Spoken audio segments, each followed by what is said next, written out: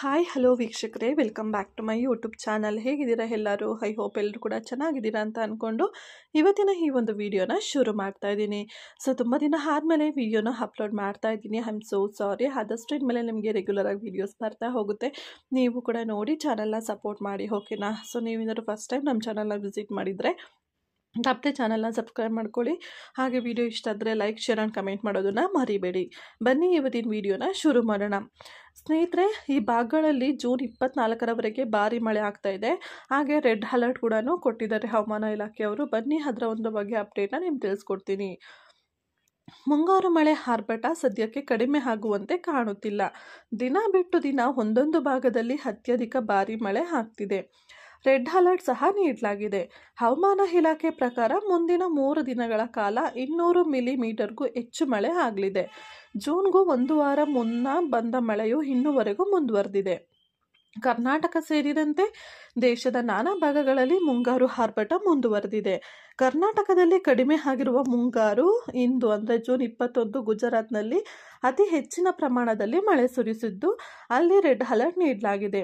ಅದರೊಂದಿಗೆ ಅಸ್ಸಾಂ, ಮೇಘಾಲಯ, ಮಧ್ಯಪ್ರದೇಶ, ರಾಜಸ್ಥಾನ, ಉತ್ತರ ಪ್ರದೇಶಗಳಲ್ಲಿ ಸಹ ಮುಂದಿನ 3 ದಿನ ಭಾರಿ ಮಳೆ ಆಗಲಿದ್ದು ಆರೆಂಜ್ ಅಲರ್ಟ್ ನೀಡಲಾಗಿದೆ. ಅರಬ್ಬಿ ಸಮುದ್ರದ ಗುಜರಾತ್ ಭಾಗದಲ್ಲಿ ಹಾಗೂ ರಾಜಸ್ಥಾನ, ಬಿಹಾರದ ಕೆಲವು ಭಾಗಗಳಲ್ಲಿ ಸೈಕ್ಲೋನ್ ಉಂಟಾಗಿದೆ. ಇದರ ಗಾಳಿಯ ವೇಗವು ಪ್ರತಿ ಗಂಟೆಗೆ 50 ಕಿಲೋಮೀಟರ್ಗೂ ವೇಗದಲ್ಲಿ ಬೀಸುತ್ತಿದೆ.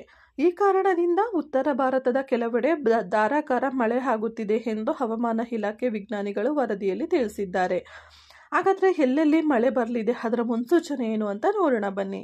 ಉತ್ತರ ಭಾರತದ ರಾಜ್ಯಗಳಲ್ಲಿ ಕಳೆದ 3 ವಾರಗಳಿಂದ ಮಳೆ ಸುರಿಸುವ ಮಾರುತಗಳು ಸಕ್ರಿಯವಾಗಿವೆ. ಮಣಿಪುರ, ಅರುಣಾಚಲ ಪ್ರದೇಶ, ಮೇಘಾಲಯ ಸೇರಿದಂತೆ ವಿವಿಧ ಭಾಗಗಳಲ್ಲಿ ಭಾರೀ ಮಳೆ ಪ್ರಭಾವ ಜನಜೀವಕ್ಕೆ ಹಾನಿಯಾಗಿದೆ. ಗುಡ್ಡ ಕುಸಿತ ಸಂಭವಿಸಿದ್ದು ಇದೀಗ ಮಳೆ ಅದೇ ಭಾಗದಿಂದ ವಿವಿಧ ರಾಜ್ಯಗಳಿಗೂ ವ್ಯಾಪಿಸಿದೆ. ದಕ್ಷಿಣ ಭಾರತದ ಕರ್ನಾಟಕ, ಆಂಧ್ರ ಪ್ರದೇಶ, ತಮಿಳುನಾಡು, ಕೇರಳ, ತೆಲಂಗಾಣ ಭಾಗಗಳಲ್ಲಿ ಮಳೆ ಇಳಿಕೆಯಾಗಿದೆ. ಅಲ್ಲಲ್ಲಿ ಬಿಸಿಲಿನ ವಾತಾವರಣ ಕೂಡ ಕಂಡುಬರ್ತಿದೆ. ಜೂನ್ 22ರಂದು ಗೋವಾ ಮತ್ತು ಕೊಂಕಣ, ಹಿಮಾಚಲ ಪ್ರದೇಶ, ದೆಹಲಿ, ಮಧ್ಯಪ್ರದೇಶ, ಹರಿಯಾಣ, ನಾಗಾಲ್ಯಾಂಡ್, ಮಣಿಪುರ, ತ್ರಿಪುರಾ, ಪಶ್ಚಿಮ ಬಂಗಾಳ, ಪಂಜಾಬ್, ಉತ್ತರಾಖಂಡ ಸೇರಿದಂತೆ ಇನ್ನೂ ವಿವಿಧೆಡೆ ಜೋರು ಗಾಳಿ ಸಮೇತ ಭಾರೀ ಮಳೆ ಆಗಲಿದೆ. ಈ ವೇಳೆ ಗಾಳಿಯ ವೇಗ 40ರಿಂದ 50 ಕಿಲೋಮೀಟರ್ವರೆಗೆ ವಿಸ್ತರಣೆ ಆಗಲಿದೆ. ಜೂನ್ 23ಕ್ಕೆ ಮತ್ತೆ ಭಾರೀ ಮಳೆ ಆಗುವ ಎಚ್ಚರಿಕೆ ಇದ್ದು ರೆಡ್ ಅಲರ್ಟ್ ಅನ್ನು ಕೂಡ ಕೊಟ್ಟಿದ್ದಾರೆ.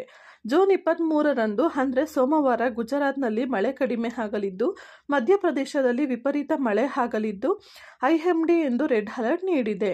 ಇದರೊಂದಿಗೆ ಗುಜರಾತ್, ರಾಜಸ್ಥಾನ ಪೂರ್ವ ಭಾಗ, ನಾಗಾಲ್ಯಾಂಡ್, ಮಣಿಪುರ, ತ್ರಿಪುರಾ, ಉತ್ತರ ಪ್ರದೇಶ ಸೇರಿದಂತೆ ವಿವಿಧ ಕಡೆಗಳಲ್ಲಿ ವ್ಯಾಪಕ ಮಳೆ ಆಗಲಿದ್ದು ಯೆಲ್ಲೋ ಎಚ್ಚರಿಕೆಯನ್ನು ಕೊಡಲಾಗಿದೆ. ಮುಂದಿನ 3 ದಿನ ಇಲ್ಲವೇ 4 ದಿನಗಳ ಕಾಲ ಇದೇ ರೀತಿ ವಾತಾವರಣ ಮುಂದುವರಿಯಲಿದೆ. ಇನ್ನು ಕರ್ನಾಟಕದಲ್ಲಿ ಇದೇ ಸೋಮವಾರ ಕರಾವಳಿ ಭಾಗದ ಜಿಲ್ಲೆಗಳಲ್ಲಿ ಮಳೆ ಕೊಂಚ ತೀವ್ರ ಸ್ವರೂಪ ಪಡೆದುಕೊಳ್ಳುವ ಲಕ್ಷಣಗಳು ಇದೆ ಎಂದು ಭಾರತೀಯ ಹವಾಮಾನ ಇಲಾಖೆ ಶನಿವಾರ ನೀಡಿದ ಹವಾಮಾನ ಇಲಾಖೆಯ ಮುನ್ಸೂಚನೆಯಲ್ಲಿ ವರದಿಯನ್ನು ಕೊಟ್ಟಿದ್ದಾರೆ ಅಂತಲೇ ಹೇಳ್ಬೋದು ಸ್ನೇಹಿತರೆ. ಇದಿಷ್ಟು ಕೂಡ ಪ್ರೆಸೆಂಟ್ ಬಂದಿರುವಂತಹ ಒಂದು ಹವಾಮಾನ ಇಲಾಖೆಯ ವರದಿಯಾಗಿತ್ತು.